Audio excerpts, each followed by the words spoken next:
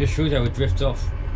Yeah. You know, just takes nothing. I was just keeping myself on that white line. That's Oh, right. you are the white line. Yeah, so you are the white line, yeah. Right. It's the pink line to follow. And it's coming on the That's it there now. Once you're on it, keep the wings level, which is your two white triangles, keeping them level. Oh, look out the window. Keep it level out the window. Enjoy the view. So the airport, I can now, just behind the cloud, but I can see it behind the cloud there. See the little dotted white lights? That's the terminal. Yes. It's just drifting away again, but that's it there.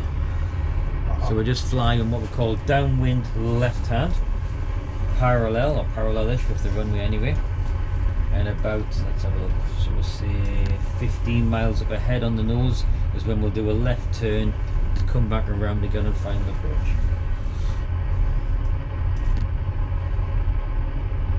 But yeah, this is how they fly it, and it's not easy to hand fly it. It's dead easy on the autopilot, which is the way the aircraft's designed to be flown, of course. But you've got to obviously fly it as well this way.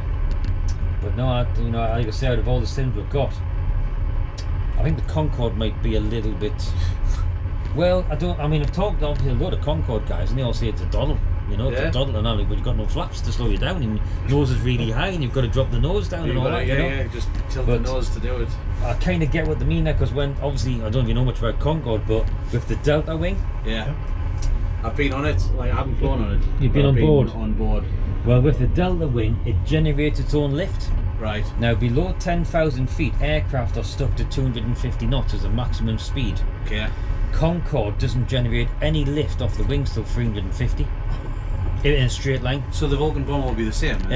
Probably. I don't know, but probably, being a Delta wing, But the way it works is, if you raise the nose up, which is why Concorde had that drooped snoot, so you could see out the window, is you raise up the nose, the angle of attack of the wing, the airflow comes over, and it comes in like a vortice, and it curls on top of the wing, and it generates its own airflow, its own suction, its own lift, and which is why the Concorde guys say, if you ever flew it, and you were flying around Heathrow at a slower speed, you could feel like a constant, like, because you're kind of on the stall. It was its own lift. It wasn't generating any lift by going forward.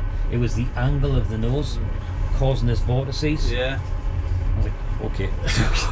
Sounds a bit. I was like, you're saying it's easier to fly, you know? He said, well, it was, because if you bring the nose up, you generated more lift. I was like, yeah, okay, yeah, of course, just standard aeronautics at the end of the day, you know. When you get to a certain point, you get no lift, of course, you know. But with the Delta wing, an air brake. Just a flat pancake, Okay, looking good. We're now at just below 10,000 feet. Nose just come back up above the horizon though. So you want to go sticks forward, keep your nose down the horizon. There's so much to watch all the time. Right down under the horizon. Just below the horizon. Just below the horizon. Just about there. Right. Otherwise we'll accelerate and we'll pull the wings off. That's not a good thing. I'll bring back the auto throttles anyway, just so they don't kick in.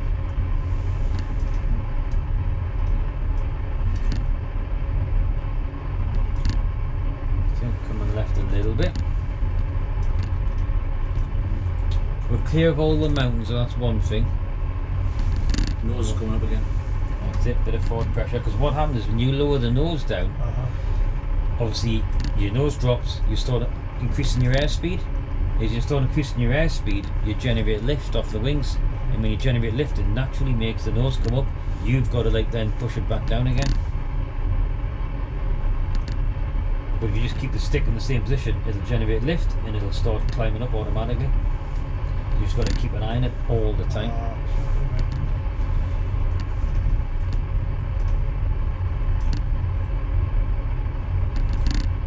This is good flying though, very good.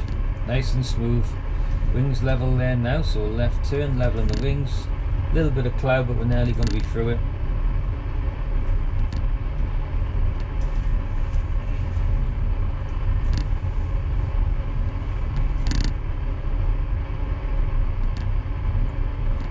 $7,500 we'll call it. 1,500 feet to go. So when you get to about 6,500 feet, that's the altimeter now, we're then going to start to bring the nose up a little bit above that first white line to make the top hat shape again. Right.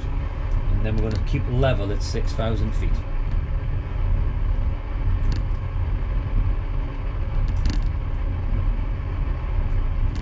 I'll be there.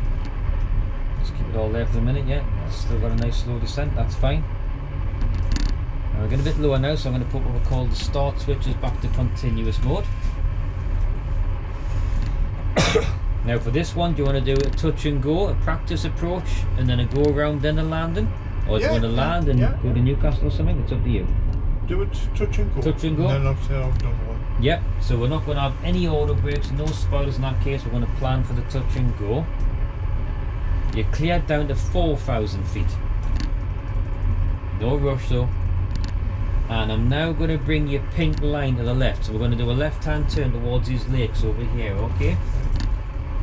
So when you're ready, start a left-hand turn, put the white line on the pink line, or just look out the window and fly towards these lakes on the left.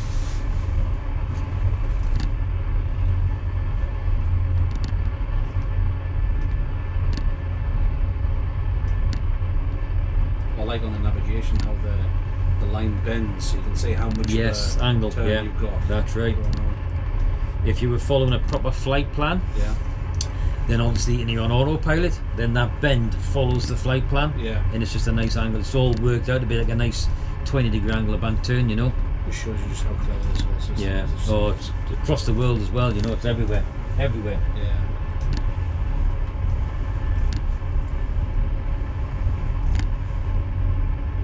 Is the turning alright? It's spot on, yeah. Just keep it going. You're at 10 degrees angle of bank. Normally want about 20 just to get around a little bit more. Bit higher. But don't worry about it. Just keep that turn going. I'm going to bring your pink line right round now to the actual runway you're heading, which is 153 degrees. I'm going to zoom in for you on your map. Oh no, yes, there you go. Okay. Right, speed's 210 knots. I'm going to bring the flaps out now, okay? Flaps one first of all. I'm checking to make sure I don't get any asymmetric flap, which is going to flip her over. But you see the nose is going to start to rise up now. Don't let it. Bit of more forward. You've got to fight the flaps, a bit of forward pressure. See the runway on your left there now? See my red dot? Yeah. There. Oh, that's it there. All right. There. Right on. I'll be right That's around. it. So that's right, yeah, just keep it going round. Because we only banked at 10 degrees angle of bank, it made a much bigger, wider arc. But that's okay, doesn't matter, we're good. So if you can see the river, we are. See the river? I would head for the river, and just before you get the river, a right turn to get lined up. I'm going to put 2 more stages of flap in. Flaps 5. Watch for the lift, be careful. Gear coming down. That'll help bring your nose down with the drag.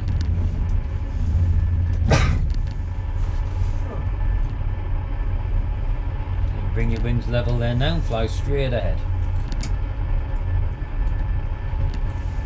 Flaps 5 we've got, gear is down, and you can start a right hand turn now. See on the runway on the right now? Right over here on the right. Oh yes. You got it there? Yes. Okay, so the secret now is to forget all of this instrumentation rubbish. It's done its job, it's got we're here. Look at the end of the runway, aim for the end of the runway. But we need the middle of the aircraft, of course, pointing down the runway, so you've got to start a right hand turn. Nose is going to want to drop, so a little bit of back pressure. Right, flaps 15.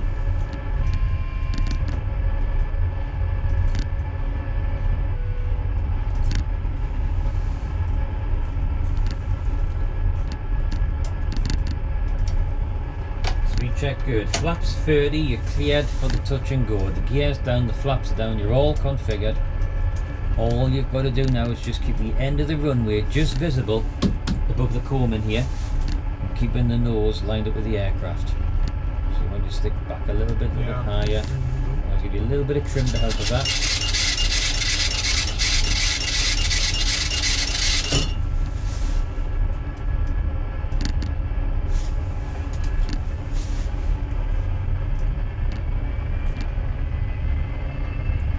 Bit high, so the nose dropping. So a little bit of back pressure, so you don't need any instruments looking out the window. And you can do it on instruments, of course, but it takes a bit of doing. Not easy visually. That's looking good. That's nice. That's pretty much lined up. That's good. So now we've just got to keep them wings fairly level all the time. Power's coming on. Don't lose sight of the end of the runway.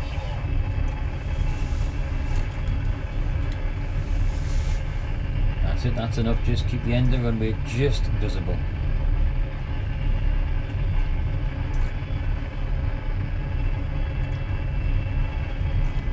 You don't need no foot pedals when we land. You will, yeah. Will. Yeah, if you just want me to do the rudders for you. Yeah, please. Okay. I'll do rudders for you then. I just No want problem. to. I just want to fail them, you know. Okay, yeah. And Yeah. you do it. I'll do it, okay. You've got a bit of a left-hand turn there, so I want to come right a little bit. That's it, looking out the window all the time. I'm focused on that, nothing else matters. That's what I'm looking at. I'm having a quick glance at some lights here called Pappy lights. Yes. Which I'm sure you may have seen or heard them before. There's 4 lights. If they're all white, you're a bit too high in approach. If they're all red, you're dead. You're too low in approach. Okay. 2 white, 2 red, you're spot on. So ours are all red, so I want the nose just a little higher. We don't want to get any lower. And it's going to make the land a bit harder because we've got low and we're getting a bit flat. So it makes it a bit harder to see. If you're up high, you can tilt the nose, you can see all of the runway as you come in. But it's too late to get height back now. Just keep the end of the runway in sight.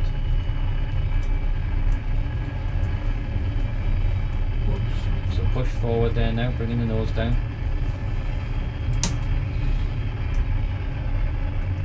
There you go, now we'll see a bit better.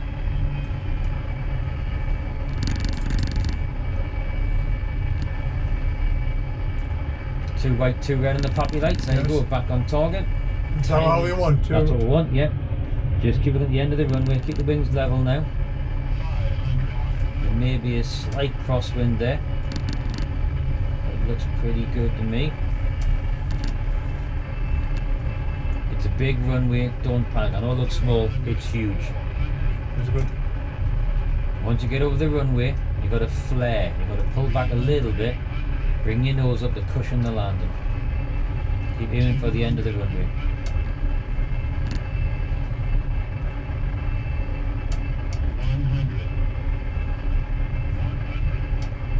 Tiny movements now, tiny movements. Nose a little higher, pull them back a bit, that's it. Hold it there. Hold it there. Wings nice and level. Perfect. Beautiful. Keep it all there. Flaps are coming up. I haven't touched the rudders yet. The nose is down. We're going to go sticks forward to keep the nose down. I'm going to retrim. Power's coming on. 90% power. Okay, keep the stick there. I haven't touched the rudders. Was that well? Okay, V1, rotate. Pull them back to 10 degrees nose high. Then looking out the window. Perfect. Lots of mountains up ahead. Sticks forward. Don't go above 10 degrees. Keep a good view out the window. Positive climb. Gear up. Speed check good. Flaps coming up. Excellent. Beautiful approach. Lovely touchdown. Fantastic at the minute anyway. Go around. Aye. Excellent. Wonderful. Just what we're after. I enjoyed that. Stop breathing now. Yes, stop it. That's right, yes. Always got to be quiet on final approach. So you're flying, John. It's your discretion. Have a bit of fun if you want to. Go low level. Take it down through the valleys. Go above the mountains. Whatever you want to do, just do it visually. Don't worry about the instruments, you know. You don't have to, of course. Just keep climbing if you want to. And what we'll do is... I don't know what's to come, say, so... Well, all that's going to come next is going to land, then we'll do Newcastle or Vegas, whatever you want to do. Right. So, but the airport's behind us, so we're just going to get away from the airport a little bit, give ourselves a little bit of gap, and then we'll get a nice steady approach back in again. So while we're doing that distance to get away from the airport, wherever you want to just have a big crank over and go low level and have Turn a the full 20 degrees, so you go right round. Yeah, well, yeah. It's all mountains at that You can side. go to Yeah, night, you can go to, inside don't worry about it. It's up to you. You're the captain, of course, do whatever you want to do. Just get a feel for the aircraft, how it responds, and have a bit of fun, really. It's no fighter jet, but you know, you can do some things in it. That might be next time. He's already got plans for coming back. Well, you know what it is? You probably enjoy the Spitfire because the Spitfire, like the real aircraft, is beautiful to fly. It's just, you know, you think about it and it starts doing it. You know, it's just instant response. Where this thing's the opposite, you've got to think ahead of this thing. We went to Vegas once and we went on the helicopter down through the Yeah. brilliant that. Yeah, well, when we got the helicopter sim, probably New York, Newcastle, New York, and Vegas are the top 3 most requested places to fly. And everybody who's Newcastle always want to try and land on the helipad at the RVI. Which, I'd go for it, you know, if a crash, but I think people then read, well, actually, I had a guy yesterday, he's got 22 hours in Robinson 22 helicopter, did his years ago, or 20 years ago, started his helicopter license, didn't finish it, but he was hell-bent and wanted to go to the RVI. I'll do it, it'll come flooding back. Well, Didn't. nah, no. I think I made him realise he was aiming a bit too high.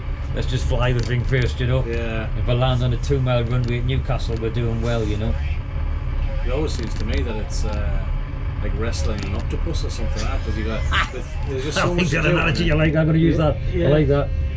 It kind of is, I suppose, yeah. Or initially it seems that way. Yeah, it's the same with everything. It's the overcorrection. People, Yeah. you know, It's no, tiny movements. Millimeters. It's unreal, you know. You watch any YouTube videos of helicopters, you'll say, well, this thing's going a left-hand turn, but he didn't even move the stick. Yeah, you just thought about it. You can't even just say it. Okay, John.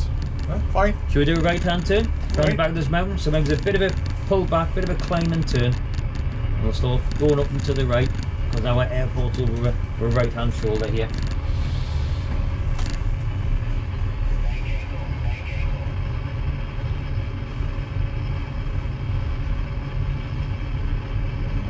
A bit more than 20 degrees there. 30.